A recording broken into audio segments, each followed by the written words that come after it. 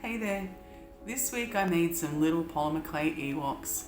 They turned out to be excellent fun, and I know I say everything's fun because it is, but these were especially fun. They are weird, quirky individuals. Each one of them was just, they were great to make. I had lots of fun just playing with them when I was making them.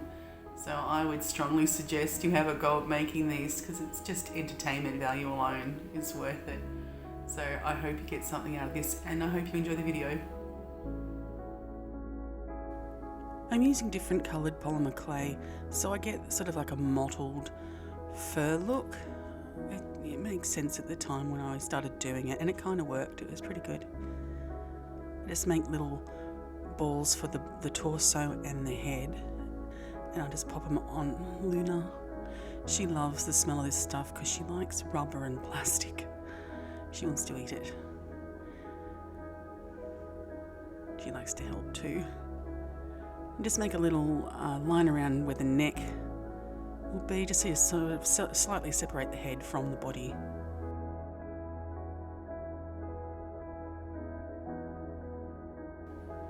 After that, I just got some toothpicks and just cut them into the length that I wanted for little arms and legs, just so I have something to build off.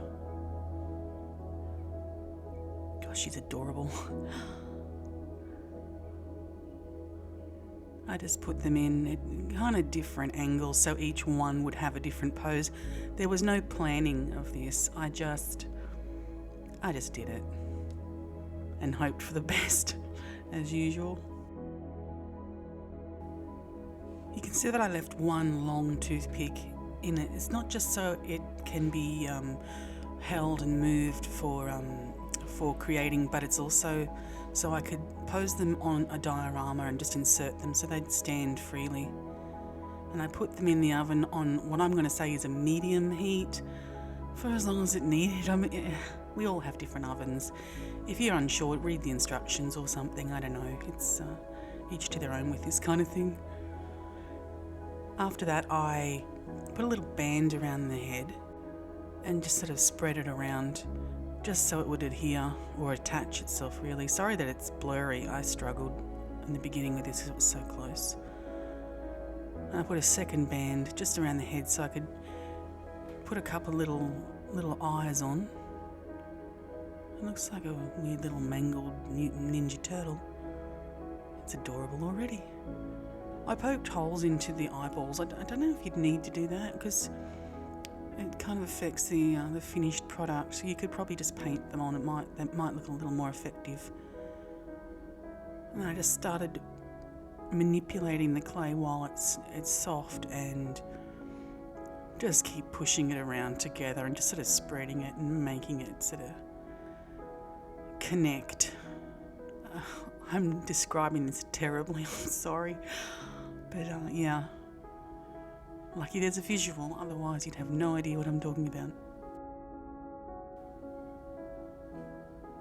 With his nose, I put more on than I should have, just because with all of it, when you put bits on, you want extra so you have some to spread around and connect with the bits that you've already put down while it's soft.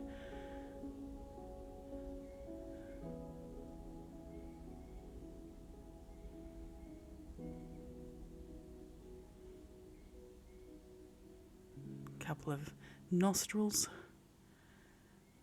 and this little bit I'm putting on, it's going to be the teeth. Just put them down first and mark them up.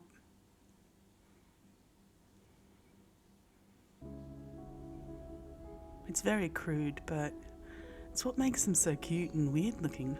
I like it. Then his bottom lip, plenty of it.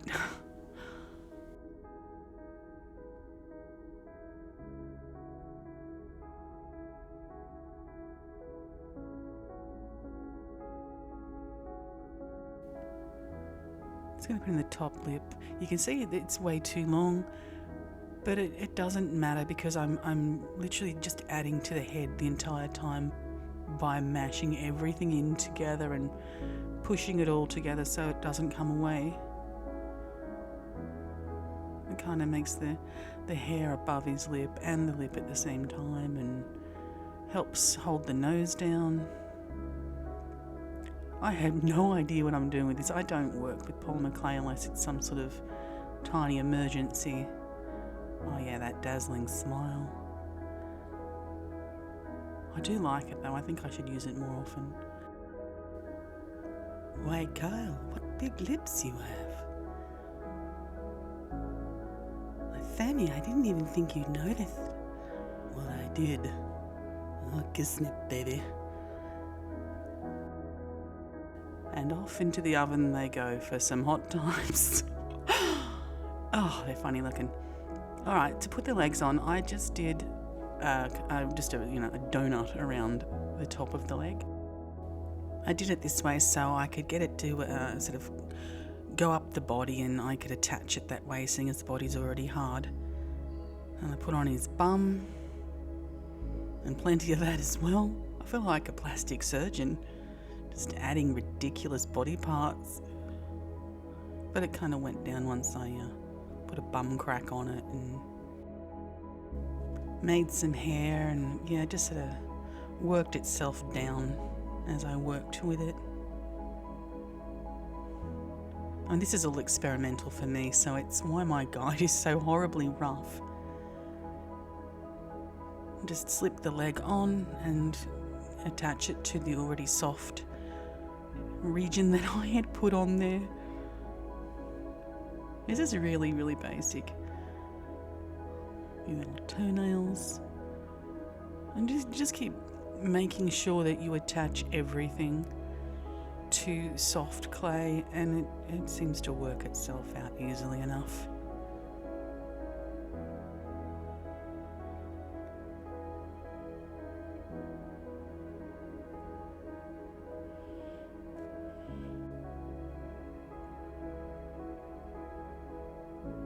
I used a pin to do the hair. I found that the toothpick was just a little bit too big, so I just did it this way. And if you pick up little rough bits, it even makes it better. It sort of looks a little bit more like fur. It's quite roughly done, but once again it works. It helps smooth things down and push things around and connect things. I had to redo his bum crack. I didn't worry about doing the back and the tummy too much because it's going to be covered with that little cape. So, in the oven he goes. Oh, it's hideous. And they're ready to get some arms. Same deal as I did with the legs, just a little donut so I could attach it to the body, and that would give something for the arm and hand to hold on to, being soft.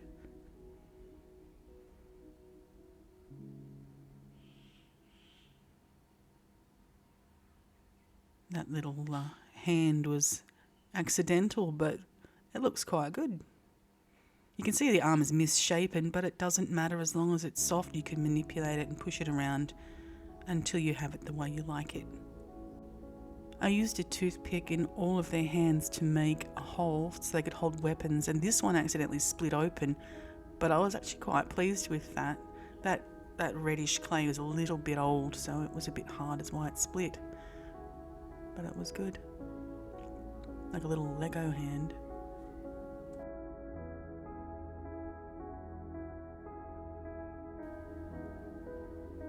And the same as with the leg with the fur. I did the fur sort of going downward though. In my head I kind of thought of a sloth, just so the fur would go in the right direction.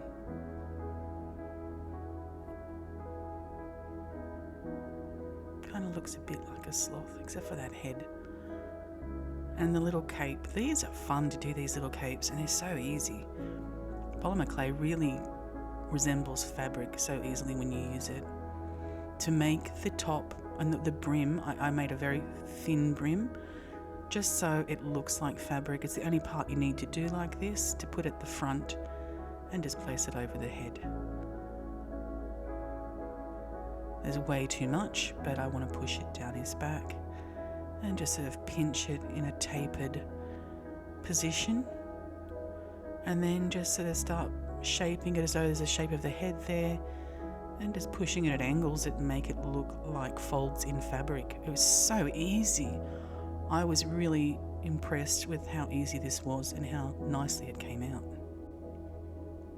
I put a little piece across the front just so it's for the connectivity between the front and the back, so everything holds in one piece. And just push it into the piece that's already on there and somewhat down the front. Just try and make it look as seamless as possible, though these little capes are very rough. A little extra to pull it down the front in the same sort of tapered position that I had done with the back. You just use the toothpick and kind of roll it, and it just works really well. It imitates fabric on its own, which is really, really great. This is one of the most fun things I think I've ever done. Look how easy that is and how good it looks. It's faultless. You have to try this. You really, really do. You'll be really, really happy with it. I made a couple of impressions just to pop the ears in so they wouldn't be...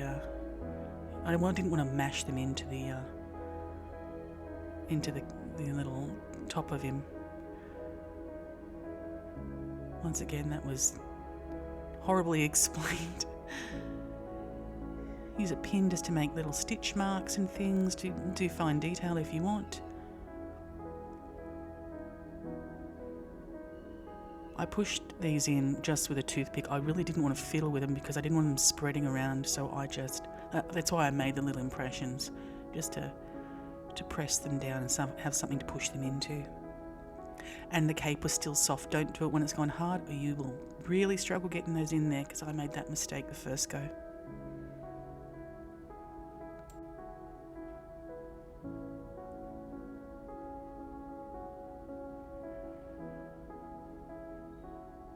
I didn't do fur on the ears. They felt like they were going to fall off if I fiddled with them too much, but you may find a way of getting them down or taking more time with them. This is your chance just to fix it up perfectly before you chuck it in the oven. Yeah, that face. And now I'm just going to put a bit of a wash on the cape on this one.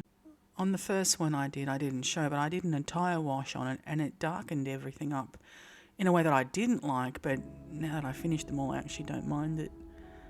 But with this one, I just did the cape and let it pick up any folds of fabric and make it look a little bit grubby. I know people use pastels and stuff, but I don't know, I think I'm addicted to dark washes somehow. It's just my thing that works for me, so each to their own, I suppose.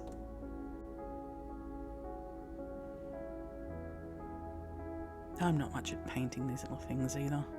It's not really my thing. But he's come out okay.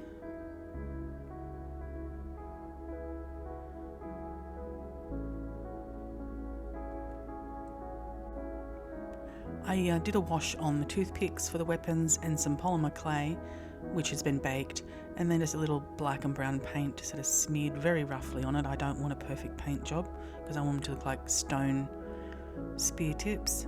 And for the little rock weapons, I just used foam, soaked it in a black and brown watered down acrylic wash, and chose ones that were more suitable for the weapon,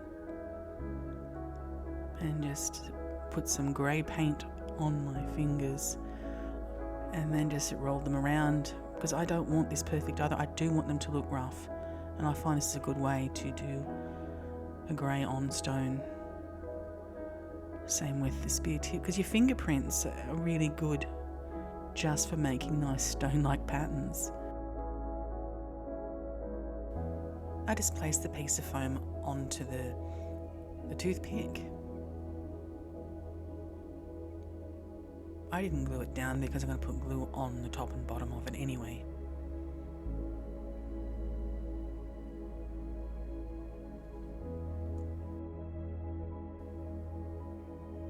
I used some twine to wind it around. This got a bit blurry. I wasn't aware it was blurry under the camera while I was doing it. I'm sorry. Hopefully you can see what I did, but it was super basic. I just put glue on the top and the bottom of the toothpick, and then I wound it a little bit around the base of the handle, and then I crisscrossed it over the top and then back down and kept winding it around the handle. Really quick and easy. You could do a lot of little weapons like this in a very short period of time. And just crisscross over and straight back down and wind. And it's really, really thick glue, so it's a very quick, easy sort of hold. You don't need to do anything with it. It sticks to itself. It's pretty good. I did put a little more grey paint on that because you can see it soaked up and disappeared, unlike that little one there. But they look good. I really like the pose on this one. He's really animated looking. He looks great. And it was all accidental, but it worked out really well. Just the way he's holding the weapon, which is, by chance. But it's good. I like it. He turned out lovely. Even if he's got weirdy, McGeady yellow eyes. This is the little one that I did with a full wash and then just did straight up black eyes, and it turned out really just adorable looking. It looks like a little dog almost. It's so cute. Oh, they're so strange and quirky. I like them.